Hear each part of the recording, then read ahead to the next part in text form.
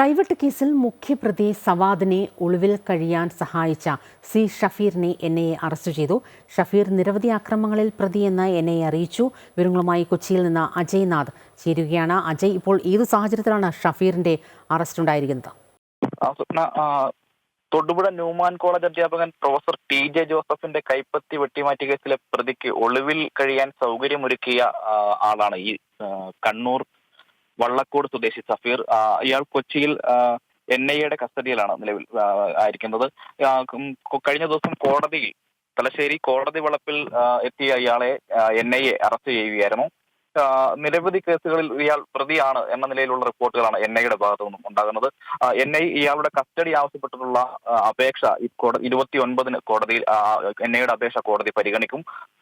2010 July 4-നായിരുന്നു ഇത് വിഷയത്തിന് ആസ്പദമായ സംഭവം ഉണ്ടാകുന്നത്.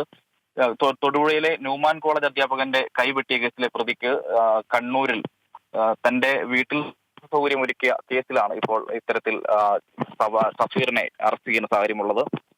ഏതാണ്ട് 13 വർഷത്തോളം ഷാജഹാൻ എന്ന പേരിൽ കൈവെട്ട് കേസിലെ പ്രതി സവാദ് ഒളിവിൽ കഴിയുകയായിരുന്നു. അത്തരത്തിൽ ഇയാളെ ഒളിവിൽ കഴിയാൻ സഹായിക്കുകയും അതുപോലെ തന്നെ നിരവധി കേസുകളിൽ പ്രതിയുമായിട്ടുള്ള ഷഫീറാണ് ഇപ്പോൾ NIA കസ്റ്റഡിയിൽ NIA ഇപ്പോൾ കസ്റ്റഡിയിൽ എടുത്തിരിക്കുന്നത്.